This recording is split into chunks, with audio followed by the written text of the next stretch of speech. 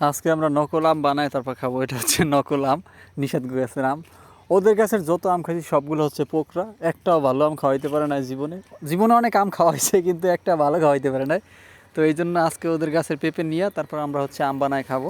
সম্পূর্ণ ভিডিওটা দেখেন তাইলে অবশ্যই মজা পাবেন, বুঝতে পারবেন যে আসলে পেঁপে থেকেও কীভাবে আম বানানো যায় আর আমের স্বাদ নেওয়া যায়। আগেই বইলা রাখি যে এখানে পুরোটাই হচ্ছে পেঁপে, শুধুমাত্র ছোটো একটা আম আছে, তবে দুইটার কালার সেম সেম, যে কোনোভাবেই আমরা আসলে ওইভাবে ম্যানেজ করছি যে দুইটা আম যেন আর মানে একটা পেঁপে আর একটা আম যেন একই কালার হয়। এই জন্য আর কি এই যে এই কালারের একটা পেঁপে নিলাম। কালারটা মূলত আসলে টেকনিক্যালি করা হয়েছে, এটা প্রযুক্তির মাধ্যমে আমরা করছি, ঠিক আছে। আর দ্বিতীয় কথা হচ্ছে এটা একদম ফরমালিন মুক্ত, যুক্ত না। কাটাকাটির দায়িত্ব সম্পূর্ণটাই আমি নিছি, নিশাত শুধুমাত্র ভিডিও করছে।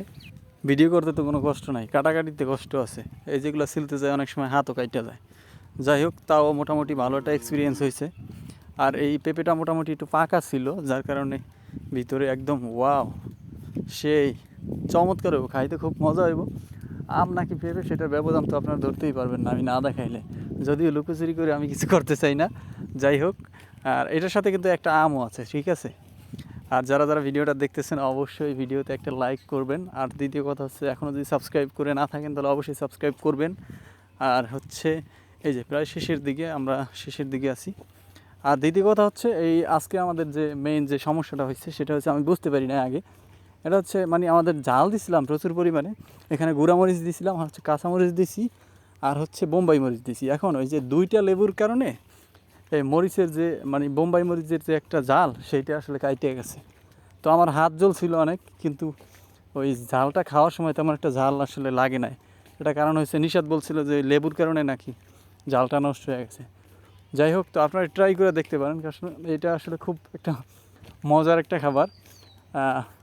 আম ছাড়াই আমের স্বাদ নেবেন, শুধুমাত্র একটা আম অথবা আমের যদি কোনো আপনাদের কাছে থাকে। সব কাজ একাই করলাম, নিষাদ শুধু ভিডিও করছে, যদিও ভিডিও করতে মোটামুটি কষ্ট আছে। আগে বলছি ভিডিও করতে কষ্ট নাই, কিন্তু ক্যামেরা ধরে রাখাটাও একটা বিরক্তির বিষয়। এই মরিচ কাটতেছি, আর মরিচ কাটতে যাই আমার হাত জ্বলা পুরা শেষ, অনেকক্ষণ যাবৎ হাত জ্বলছিল, তারপর নদীতে গিয়ে গোসল করছি। আর দ্বিতীয় কথা হচ্ছে এই যে মরিচগুলো দিছি না, এই মরিচগুলো লাস্টে কোনো কাজই করে নাই। মানে আমি এই জায়গায় এই বোম্বাই মরিচগুলো দিছি যাতে প্রচুর পরিমাণে জাল হয়, খাইতে পারি আর না পারি ভালো লাগার একটা বিষয় আছে। তো আমি ওই যে আম কাটার পরে ওই যে লেবুগুলো যে দিছি না, মানে লেবুগুলো দুইটা লেবু দেওয়া ঠিক হয় না, কিন্তু এই লেবুতে যে মূলত ওই যে জালগুলো আবার নষ্ট করে দেয়, মানে জালটা পুরো কাইটা ফেলায় লেবুতে, এটা আসলে আমার জানা ছিল না। তো পরবর্তীতে দুইটা লেবু দিছি একদম বড় বড়, আর লেবুগুলো একদম খুব ছিল, লেবুর মধ্যে রস ছিল প্রচুর পরিমাণে। ওগুলো যখন দিছি তখন দেখি যে জালটা আর নাই, আর কি খাওয়ার সময় টের পাইছি যে জালটা নাই। তখন ওই হিসেব করলাম যে এই কারণে জালটা শেষ হয়ে গেছে। এই যে মরিচ দিতেছি তাও আসলে কোনো কাজই হয় নাই, মানে জাল কম হয়েছে।